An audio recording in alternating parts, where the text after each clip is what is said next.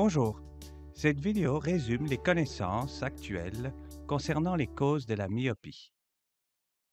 La myopie est un trouble de la réfraction qui résulte d'une inadéquation entre la longueur de l'œil et la puissance dioptrique de la cornée et du cristallin.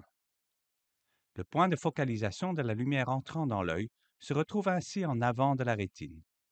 La conséquence en est une vision plus floue de loin que de près.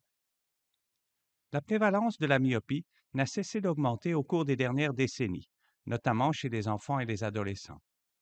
En un peu plus d'un demi-siècle, la prévalence de la myopie chez les adolescents est ainsi passée de 20-30% à 70-90% dans certaines régions d'Asie du Sud-Est, comme la Corée du Sud, le Japon, Singapour, la Chine, Hong Kong et Taïwan. En Europe et aux États-Unis, cette prévalence a aussi doublé dans le même intervalle de temps pour atteindre des valeurs de 20 à 40%.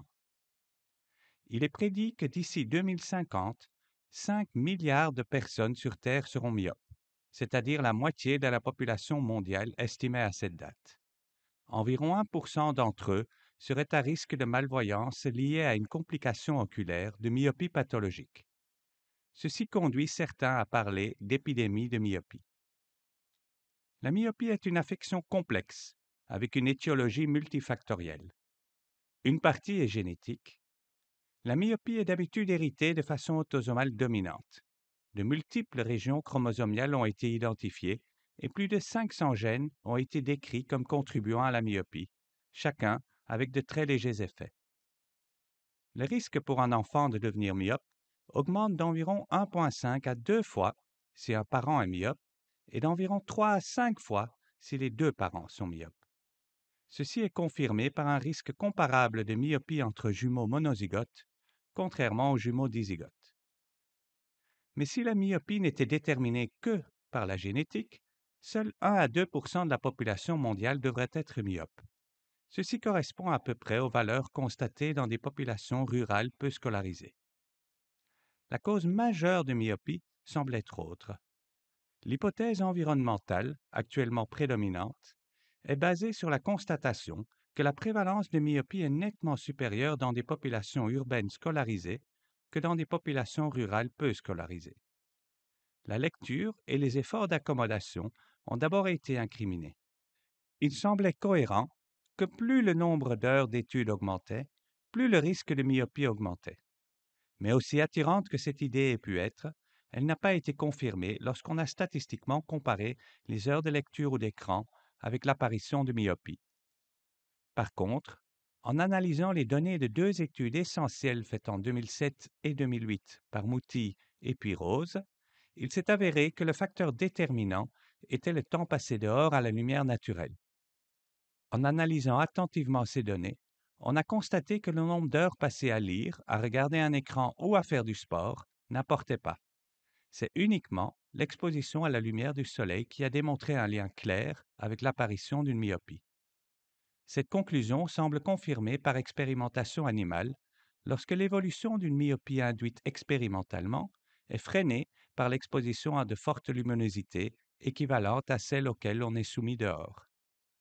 Il a aussi été observé que des groupes d'enfants ayant partiellement une scolarité en lumière naturelle sont moins sujets à développer une myopie que des enfants étudiant à l'intérieur. Par contre, il n'est pas exclu qu'un environnement de fixation visuelle à distance restreinte n'ait pas aussi un effet délétère.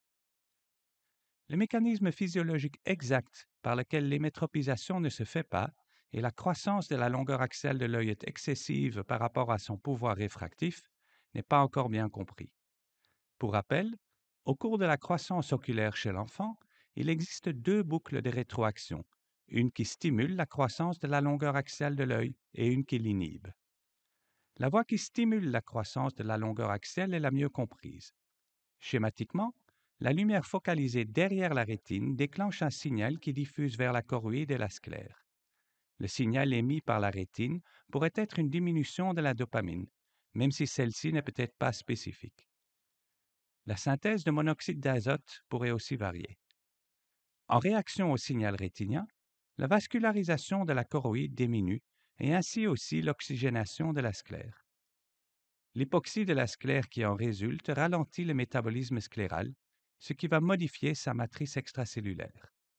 La sclère devient alors plus souple et la croissance de la longueur axiale de l'œil augmente. Cette réaction en chaîne est inhibée par la dopamine, une forte luminosité, et des molécules qui bloquent les récepteurs muscariniques à l'acétylcholine, comme l'atropine, la pyranzépine, même en l'absence d'effet sur l'accommodation. Par contre, la boucle de rétroaction qui inhibe la croissance de la longueur axiale lors de lumière focalisant devant la rétine est encore fort méconnue. Pourtant, on suspecte que c'est cette voie qui serait déficiente lors de myopie, probablement au niveau du signal émis par la rétine. Cette déficience semble modulée par une susceptibilité génétique, éventuellement liée aux proportions des différents cônes rétiniens, sensibles au rouge, au bleu et au vert. Ceci expliquerait que seule une partie des enfants deviennent myopes, malgré des conditions environnementales identiques. Pour soutenir cette hypothèse, des études épidémiologiques dans de grandes villes asiatiques ont démontré une prévalence plus élevée de myopie chez certaines ethnies, en particulier l'ethnie Han, majoritaire en Chine. Je vous remercie d'avoir visionné cette vidéo. J'espère qu'elle vous a été utile dans la compréhension de ce sujet d'actualité qui évolue rapidement.